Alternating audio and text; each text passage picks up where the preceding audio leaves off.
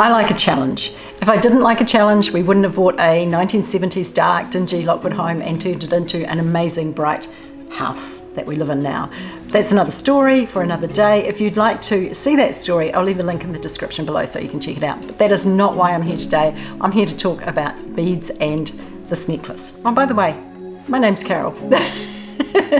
If you haven't been to my channel before, welcome. It's really nice to have you here, and if you've been here before, thank you for returning. It's great to see you, and always good to share my ideas with you. So back to the challenge. So this one here, the Swirls and Stars necklace, was a challenge for me because basically I saw these beads, the twist metal beads, and I thought, what on earth am I going to do with those? And when I see a bead that I feel I can't really get it straight away, you know what I have to do. I have to go on and figure out what I'm going to do with it. So it's taken me a few months to figure this one out, to be honest, but I'm really pleased with what I've got. Basically, I've used it as a focal point on this necklace that I'm wearing, but I also use them sideways here, and I have to thank my son for that because it was his idea. If you'd like to make this necklace, let's have a look at how I did make it and what you'll need. So let's get into it.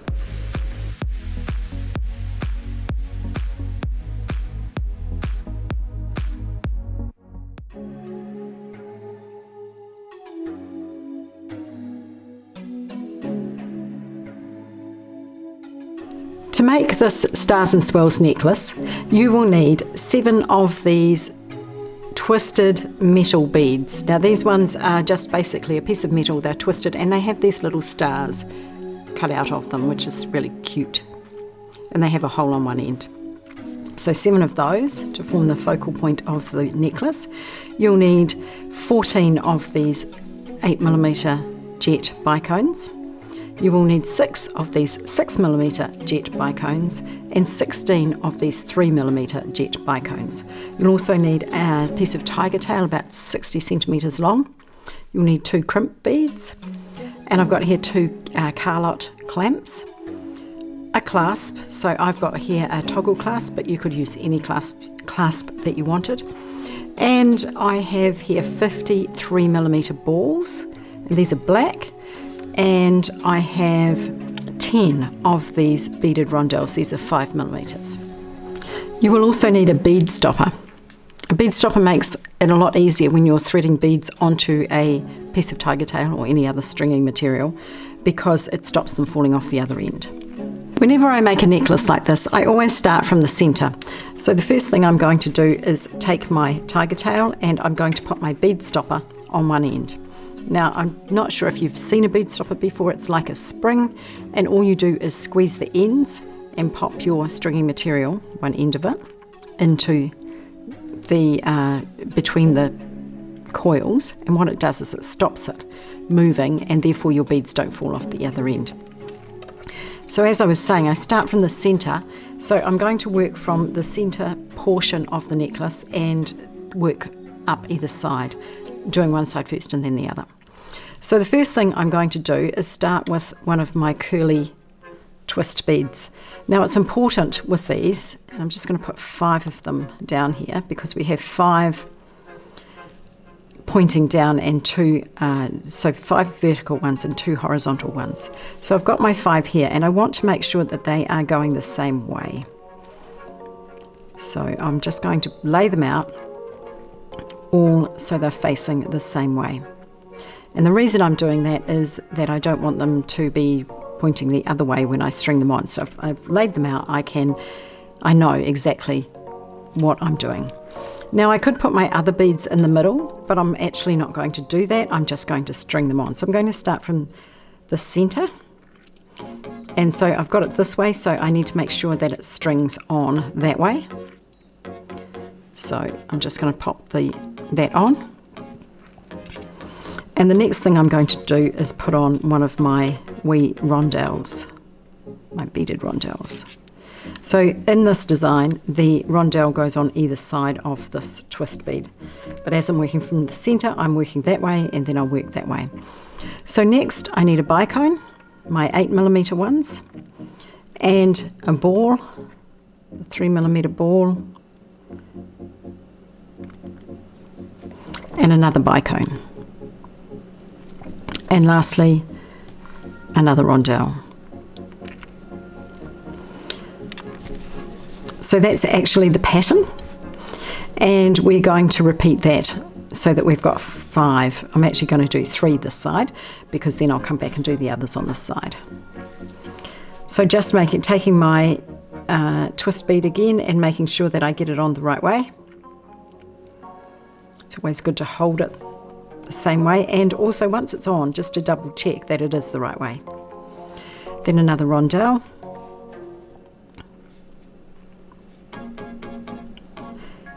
And just repeating that pattern again.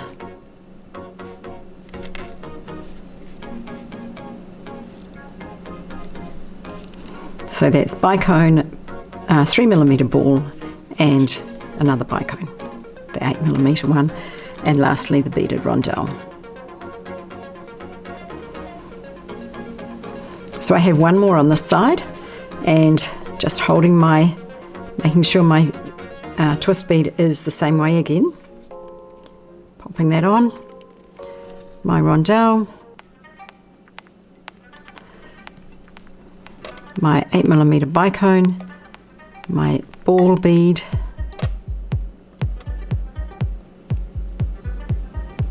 and my bicone.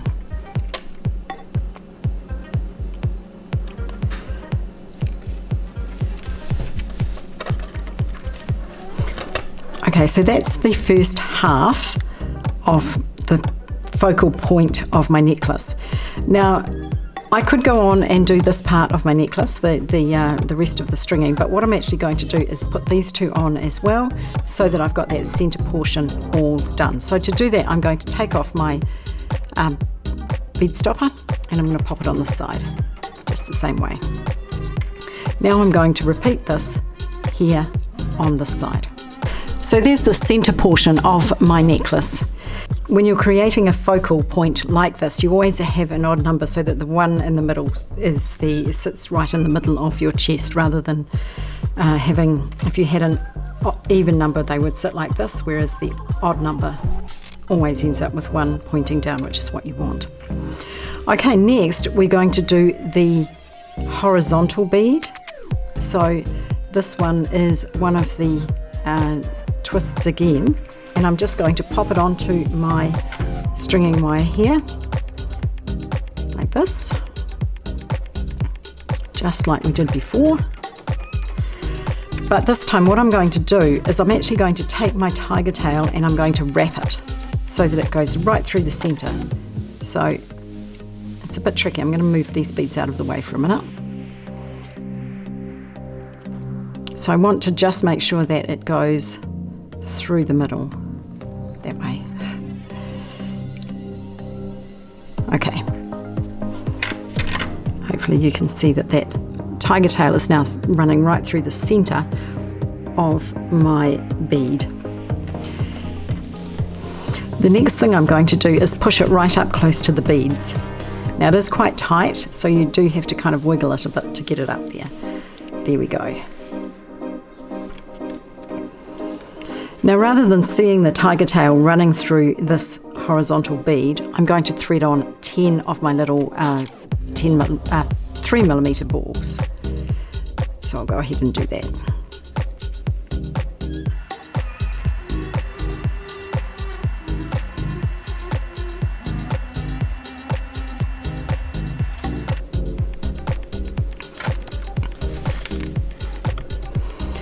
Now I've got my balls on, I'm just going to push them right down inside that twist bead, like that. I tried this initially without putting these balls in, and it just didn't look right, so that's why I did that. Now I'm going to take one more of my 8mm bicones and pop that on. And then I'm going to put on 3 of the 6mm bicones. So I'm going to put on a ball first, then 1 of the 6mm bicones, another ball. I can't seem to find the hole of that one. Another 6mm, and another ball.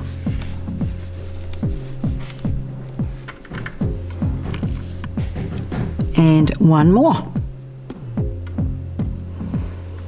And finally one more ball.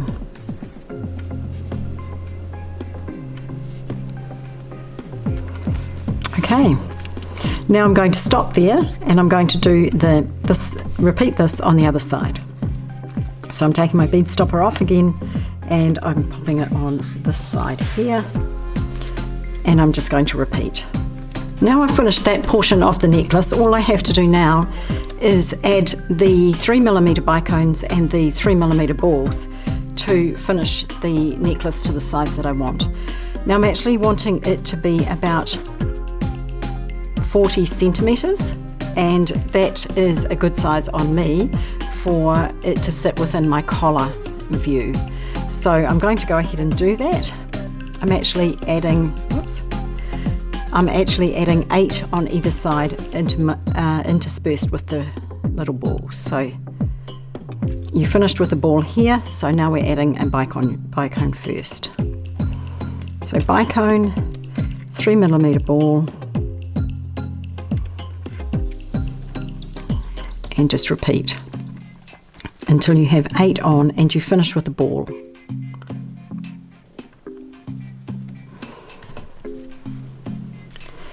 Okay, now I've got my 8 on. I'll just double check, 1, 2, 3, 4, 5, 6, 7, 8, and I've got my ball at the end. So now I just need to repeat for the other side. To do that, obviously I'm going to have to move my bead stopper, and I'll just go ahead and do that. Now I'm just double checking my necklace to make sure that it's the same on both sides. Just holding it where the beads are at the top here, and just double checking that I've got the right amount of beads. This is a good way to do that. Whoops. Just like that, and I can see that it's even on both sides. So the only thing left to do is to put the clasp on. And I'm going to use a toggle clasp. As I said, you can use any sort of clasp you like. You need to allow about an inch or 2.5 centimetres for your toggle clasp. So if you were making the necklace longer, you would need to still allow that much room for your clasp. So the first thing I'm going to do here is I'm going to put on my little clamp, and to do that, that's what the clamp looks like, and it has a hole in the bottom here. So I'm going to thread my tiger tail up through that hole, and then I'm going to thread on my crimp bead. Now, crimp beads are notoriously hard to get on because they're so tiny, but the easiest way to do that is to put it down onto the mat and thread your thread through it rather than trying to thread it the other way. Then I'm going to put the tiger tail through the hole of my toggle clasp here, and then it's going to go back down, it's the tricky bit, through the crimp bead again. Now some people like to cut their thread as soon as it comes out of the crimp bead. I personally like to thread mine back down through a few beads so that it's just a little bit more secure. So to do that, I'm actually going to go back through that hole in the clamp and down through a couple of beads. I'll just move that out of the way. And now this only works, of course, if your beads have holes big enough to pop the thread through or the tiger tail through twice. So I'm just going to go down through maybe 3 beads. Just find it's a bit more secure that way. Doesn't want to go through that bicone though. Let's try that again. There we go. And one more of the little balls.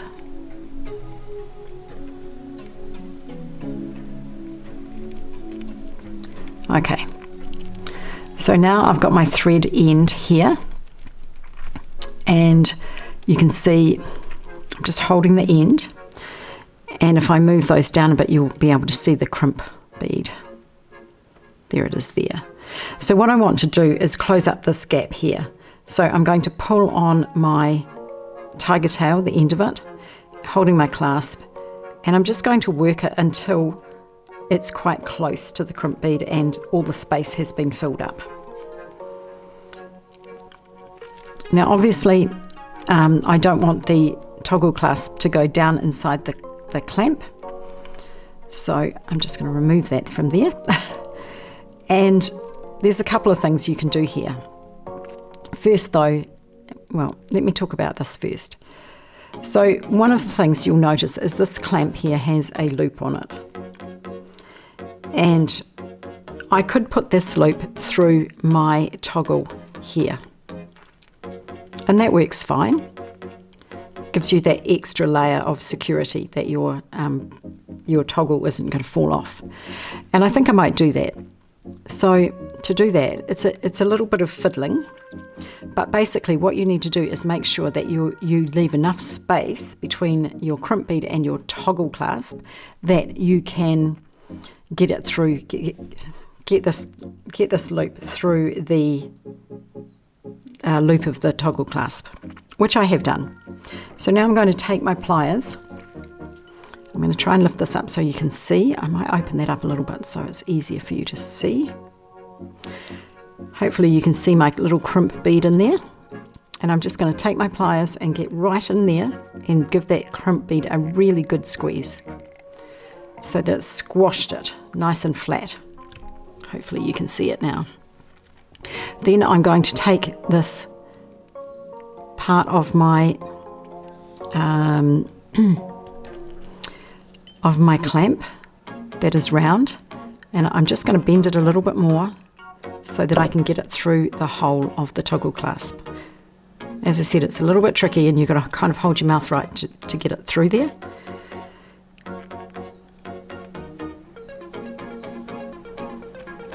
Mine just does not want to go through. I'm going to take my pliers again and it's just a matter of working it to find the right angle to get it through there. There we go.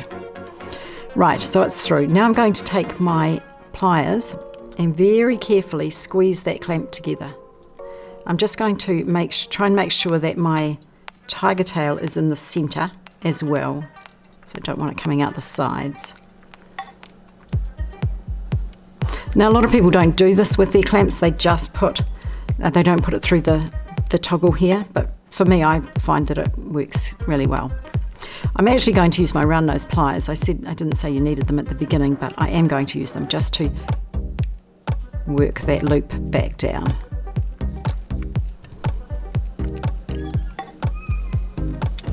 Whoops. It's going to sit funny. There we go.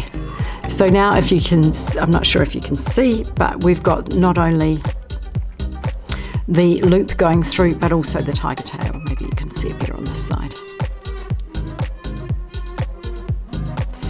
So that just gives me an extra layer of security that my beads aren't all going to fall off. Just give that an extra little squeeze. So be careful with these clamps not to squeeze them too hard so that you flatten them. The idea is to have them still round so they look a bit like a bead. Okay, so there's my one end of my clasp. Now the only thing I've got left to do is trim off my tiger tail, of course, which I'm going to get in here with my flush cutters as close as I possibly can and snip. And don't worry about that little end, it'll just disappear inside the next bead. Okay, so we're going to repeat that for the other side of the clasp, exactly the same way. So first on with the clamp, then the little crimp bead, and then the toggle. Then back down through the crimp bead, oops, and through the clamp.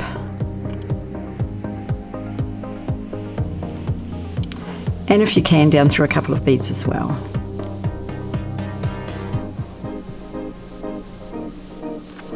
This really doesn't want to go through those bicones.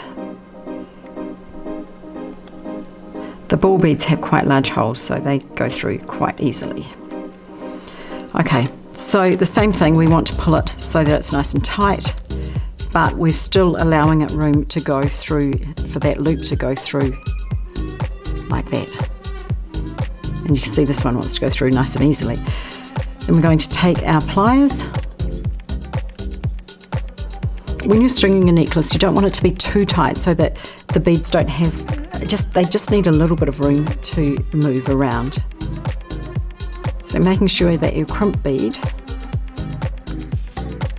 hopefully you can see that, is right down inside the clamp, and give it a good squeeze. Nice and firm. All right. Now I'm going to pop that through the loop of the toggle clasp and just use my pliers to close the clamp. Just giving it a squeeze to make sure my tiger tail's in the middle, and then just closing that as well.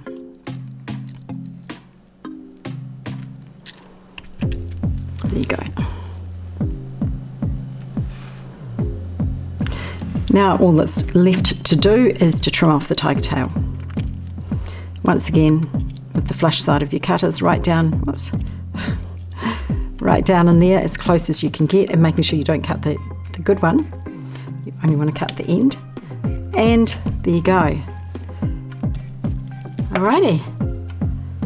And the necklace is finished.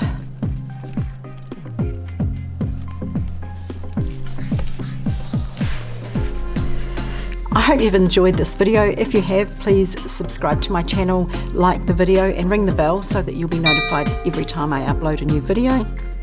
That way I can bring you more great beading projects, and it really helps my channel grow. So thanks for watching, and I look forward to seeing you again soon.